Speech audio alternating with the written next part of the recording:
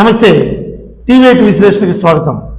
ఈనాటి మన విశ్లేషణ కూటమిలో కుమ్ములాటలు తారాస్థాయికి చేరాయా, ఎవరికి వారే యమునా తీరే అన్నట్టుగా ఎవరిష్టం వచ్చినట్టు వాళ్ళ ప్రకటనలతో ప్రజల్ని కన్ఫ్యూజ్ చేస్తున్నారా, లేక క్రమశిక్షణకి మారు పేరైన బాబు గారి పొలిటికల్ అడ్మినిస్ట్రేషన్ అదుపు తప్పిందా, చేయి దాటిపోయిందా అంటే ఈ మధ్య జరుగుతున్నటువంటి వరుస ఘటనలను చూస్తే మనకది నిజమేనేమోనని అనుమానం కలగ తప్పదు. వివరాల్లోకి వెళ్ళబోయే ముందు ఫస్ట్ టైం మీరు మన ఛానల్ చూసినట్లయితే ఖచ్చితంగా సబ్స్క్రైబ్ చేయండి, లైక్ చేయండి, షేర్ చేయండి, ముఖ్యంగా కామెంట్ కూడా చేయండి.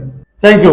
ఇక వివరాల్లోకి వెళ్తే ఇటీవల కాలంలో కూటమిలో ఉన్నటువంటి 3 పార్టీల ఎమ్మెల్యేలు, నాయకులు ఎవరికి వారే ఇష్టానుసందంగా ఒకరి మీద ఒకరు, ఒకరి శాఖల మీద ఒకరు విచ్చలవిడిగా ప్రకటనలు చేసుకుంటూ మీడియాకి ఎక్కుతూ కూటమిలో ఉన్నటువంటి ఐక్యతని బలహీనపరిచే విధంగా బహిర్గతం చేస్తున్నారేమో అని అనిపించే విధంగా ఉందని చెప్పక తప్పదు. ఉదాహరణకు తీసుకుంటే ఆ మధ్య పవన్ కళ్యాణ్ గారు పిఠాపురంలో ఒక సభలో మాట్లాడుతూ హోంమంత్రి అనిత గారు అని సంబోధిస్తూ మీ శాఖని కూడా నా చేతుల్లో తీసుకుని పరిస్థితులు తేవద్దు, నేను పంచాయతీరాజ్ శాఖ మంత్రిని, సమస్యలు నా దాకా వస్తున్నాయి, అది మీరు చూసుకోవాలి, నేను ఎంటర్ అయిన దాకా పరిస్థితి తెచ్చుకోవద్దు అంటూ ఆయన పెద్ద బహిరంగ సభలో హోమ్ మినిస్టర్ గారిని సంబోధిస్తూ హోంశాఖని ప్రశ్నిస్తూ మాట్లాడినటువంటి సందర్భం. అదేవిధంగా ఒక సందర్భంలో నా కాన్స్టిట్యూన్సీకి మీరు ఎలా వస్తారంటూ గంటా శ్రీనివాసరావుకి, విష్ణుకుమార్ రాజు కూడా ఒక చిన్న వాగ్వివాదం జరిగినటువంటి వీడియోలు కూడా మనం సోషల్ మీడియాలో చూసాం. మరి అదేవిధంగా మరొక సంఘటనకి వెళ్తే నాగబాబు గారు పర్యటనలో భాగంగా పిఠాపురంలో వర్మ మీద కర్మ అంటూ మాట్లాడుతూ మా గెలుపుకి ఎవరన్నా సహకరించారంటే అది వారి కర్మ అంటూ వర్మను ఉద్దేశించి మాట్లాడినట్టుగా ఇండైరెక్ట్ గా మాట్లాడినటువంటి వ్యాఖ్యలు అప్పట్లో దుమారం రేపినటువంటి పరిస్థితి. అంతేకాకుండా విశాఖపట్నంలో నాగబాబు మీటింగ్ పెట్టినప్పుడు అక్కడ జనసేన తరఫున వైఎస్ జగన్ ప్రభుత్వంలోనే మొట్టమొదటి ఎంపీటీసీగా గెలిచినటువంటి ఒక నాయకుడు కుటుంబ ప్రభుత్వంలో జనసేన అయినటువంటి మాకు అన్యాయం జరుగుతుంది, ప్రశ్నించడానికి కూడా తావు లేదు అని మాట్లాడుతున్న సందర్భంలో నాగబాబు ఆయన మైక్ తీసుకొని అతన్ని బయటికి పంపించినటువంటి పరిస్థితి. అంతేకాకుండా కోవూరు ఇన్ఛార్జి రామారావు గారు ఎవరైతే ఉన్నారో ఆయన కూటమి ప్రభుత్వంలో జనసేనకు సరైన ప్రయారిటీ ఇవ్వటం లేదు, దయచేసి అధిష్టానం పట్టించుకోండి అంటూ మీడియాకి ఎక్కినటువంటి ఆయన్ని పవన్ కళ్యాణ్ సాక్షాత్తు నోటీసు కూడా లేకుండా సస్పెండ్ చేసినటువంటి పరిస్థితి.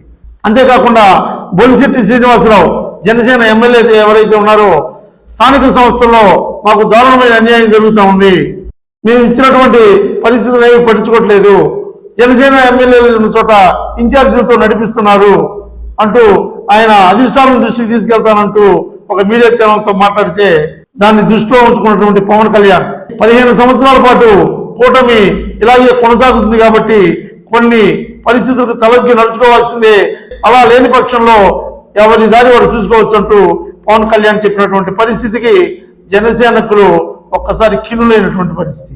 మరో సంఘటనకి వెళ్తే ఇటీవల నెల్లూరు రూరల్లో రేషన్ మాఫియాకు సంబంధించి అక్కడ తెలుగుదేశం ఎమ్మెల్యేలు ఎవరైతే ఉన్నారో బహిరంగంగా రాష్ట్ర వ్యాప్తంగా రేషన్ మాఫియా నడుస్తుంది అనేటువంటి వ్యాఖ్యల్ని స్పందిస్తూ ఎవరైతే పౌర సరఫరాల శాఖ మంత్రి నాదెండ్ల మనోహర్ గారు తన ముందు మీ ఎమ్మెల్యేలని కంట్రోల్ చేసుకోండి, లేకుంటే మీ మున్సిపల్ శాఖలో జరుగుతున్నటువంటి వ్యవహారాలన్నీ మేమేమన్నా మాట్లాడుతున్నాం అంటూ మాట్లాడిన సందర్భాన్ని లోకల్ జిల్లా మీటింగ్ కాన్ఫరెన్స్ లో సాక్షాత్తు నారాయణ గారు నెల్లూరులో మాట్లాడినటువంటి పరిస్థితి. అదేవిధంగా పిఠాపురం వర్మ గారి గురించి కూడా నారాయణ గారు కేవలం పవన్ కళ్యాణ్ కోసమే వర్మను అక్కడ జీరో చేసి కూర్చోబెట్టామంటూ కూడా చెప్పినటువంటి పరిస్థితి ఇంకో దుమారాన్ని లేపింది.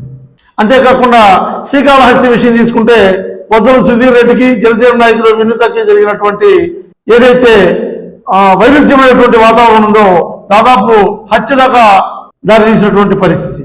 మరి నిన్న సంఘటన తీసుకుంటే సాక్షాత్తు పవన్ కళ్యాణ్ భీమవరం డిఎస్పీ అన్యాయం చేస్తున్నాడు, పేకాట శిబిరాలకి ఒత్తాసు పలుకుతున్నాడు, అతని ఉద్యోగ పరిస్థితి అంత క్రమశిక్షణగా లేదంటూ సాక్షాత్తు డీజీపీకి దృష్టికి తీసుకొస్తూ మీడియాతో మాట్లాడిన సందర్భం. దానికి డిప్యూటీ స్పీకర్ ఎవరైతే ఉన్నారో రఘురామకృష్ణరాజు డిఎస్పీ గారికి కితాబిస్తూ డిఎస్పీ చాలా మంచోడు, ఇక్కడ పేకాట శిబిరాలు నడవట్లేదు అంటూనే మా వాళ్ళు అప్పుడప్పుడు ఇళ్లలో ఆడుకుంటారు తప్పే ఉందనేటువంటి భావన వచ్చే విధంగా పవన్ కళ్యాణ్ ఏదో మాట్లాడుతుంటాడు, ఆయన ఎవరో సమాచారం ఇస్తాడు, ఏదో మాట్లాడుతుంటాడు, అంతేగాని అందులో పసలేదన్నట్టుగా ఆయన వ్యాఖ్యానించినటువంటి విషయం. అసలు ఈ హోమ్ డిపార్ట్మెంట్ విషయాన్ని పరిశీలించాల్సింది ఎవరు, దాని గురించి మాట్లాడాల్సింది ఎవరు అనే ఆలోచనకు వస్తే దానికి సంబంధించినటువంటి హోమ్ మినిస్టర్ అనిత గారిని మీడియా వాళ్ళు ఈ ఇష్యూని దృష్టికి తెస్తే మా కూటమిలో మేము ఒకటి, మేము ఏదైనా మాట్లాడుకుంటాం మీకెందుకు అంటూ ఆమె ఇంకా జగన్మోహన్ రెడ్డి గారు మీరు జగన్మోహన్ రెడ్డి ఉన్నప్పుడు ఈ ప్రశ్న చేయాల్సింది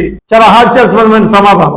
జరుగుతున్న ఇష్యూ మీ కూటమి సభ్యుల మధ్య ఒక డిప్యూటీ స్పీకర్ కి ఒక డిప్యూటీ ముఖ్యమంత్రికి ఒక వైరుధ్యమైనటువంటి ప్రకటనతో మీడియాతో మాట్లాడుతున్నప్పుడు అది మీ హోమ్ డిపార్ట్మెంట్ సంబంధించినటువంటి ఇష్యూ అయినప్పుడు దానికి వివరణ ఇవ్వాల్సింది పోయి జగన్మోహన్ రెడ్డి ఉన్నప్పుడు మీరు ఈ క్వశ్చన్లు ఇస్తే ఈ పరిస్థితి రాకుండా ఉండొచ్చు అంటది. మరి అదేమి సమాధానమో ఎందుకు సమాధానమో దానికి అర్థం ఏందో కూడా మరి ఆమె తెలియాలి.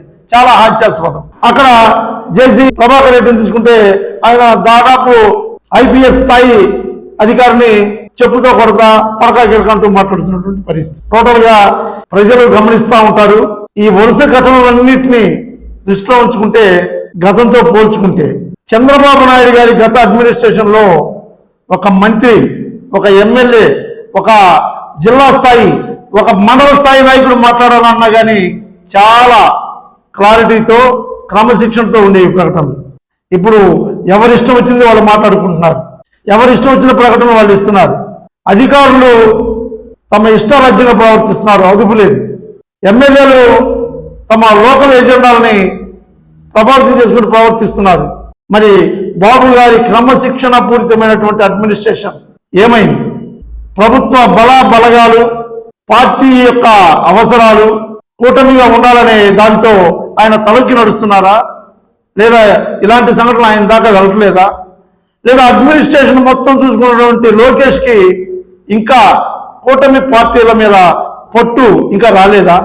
లేదా మేముంటేనే మీరుంటేనే మేము, సెంటర్లో మా బలం అని బీజేపీ వాళ్ళు, స్టేట్ లో మేము లేదు మీరు లేరు అంటూ జనసేన వాళ్ళు, అధికారం మాది ముఖ్యమంత్రి మావారు అంటూ తెలుగుదేశం వాళ్ళు, వీళ్ళలో ఎవరికి వారి ఇగో ఫీలింగ్స్ తయారై ఇలాంటి పరిస్థితులు వస్తున్నాయా అంటే తెలుగుదేశం పార్టీ, బీజేపీ పార్టీ, అదేవిధంగా జనసేన పార్టీ నేతలు ఆలోచిస్తూ చంద్రబాబు నాయుడు గారు ఈ దశలో కూడా దృష్టి సారిస్తే కూటమి ప్రభుత్వం నవ్వుల పాలు కాకుండా ఉంటుందని చెప్పి తెలియజేసుకుంటూ ఈ వీడియో మీకు నచ్చితే కామెంట్ చేయండి, లైక్ చేయండి, షేర్ చేయండి, ఖచ్చితంగా సబ్స్క్రైబ్ చేయండి.